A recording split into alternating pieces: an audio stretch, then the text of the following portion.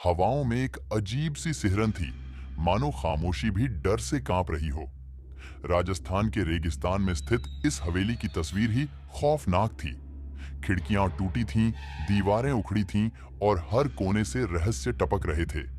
चार दोस्त अमित, रिया, राहुल और सोनिया रोमांच की तलाश में इस हवेली में घुसे थे। हवा में घूमते हुए बालू के कण और डूबते सूरज की लालिमा ने माहौल को और भी खौफनाक बना दिया। अंदर घुसते ही अजीब सी आहटें सुनाई दी। रिया ने कहा, ये हवा नहीं, कुछ और है।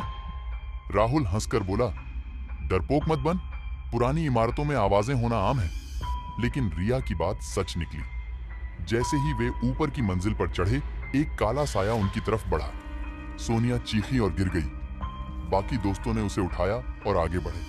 एक कमरे में उन्हें पुरानी डायरी मिली। उसमें लिखा था, मैं राजा वीरेंद्र सिंह हूँ, इस हवेली में कैद हूँ। मेरे भाई ने मुझे धोखा दिया है, कोई मेरी मदद करे।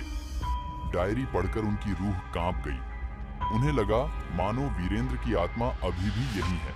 अचानक हवा में ठंडक घिर गई और कमरे में रखी चीजें हिलने लगीं। एक ठंडा हाथ रिया के कंधे पर रखा गया। वह चीख उठी और बेहोश हो गई। अमित और राहुल डर से कांपने लगे, लेकिन सोनिया ने हिम्मत जुटाई और उस कमरे से भागने का फैसला किया। वे भागते हुए नीचे उतरे, लेकिन मुख्य दरवाजा बंद था। हताश होकर उन्होंने डायरी में कुछ ढूंढा।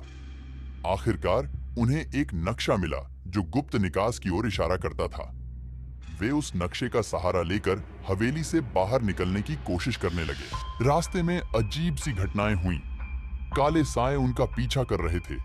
हवा में फुसफुसाते हुए आवाजें आ रही थीं, पर सोनिया ने हिम्मत नहीं हारी। उसने अपने दोस्तों को हौसला दिया और आखिरकार गुप्त निकास खोज लिया। वे बाहर निकलते ही सूरज ढल चुका था। रेगिस्तान में अंधेरा छाया हुआ था।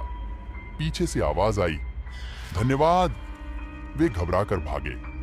उन्हें नहीं पता था कि आवाज वीरेंद्र की आत्मा की थी या सिर्फ उनके डर का ख्याल। इस रोमांचक अनुभव ने उन्हें बदल दिया। उन्होंने वीरेंद्र के भाई के खिलाफ सबूत इकट्ठा किए और उसे सजा दिलवाई। हवेली में दोबारा कभी नहीं गए, लेकिन वो रात, वो डर, वो रोमांच और सोनिया की हिम्मत उन्हें कभी नहीं भूले। ये कहानी आपको सोचने पर मजबूर कर देगी कि क्या वाकई भूत होते हैं या सिर्फ हमारे डर का साया।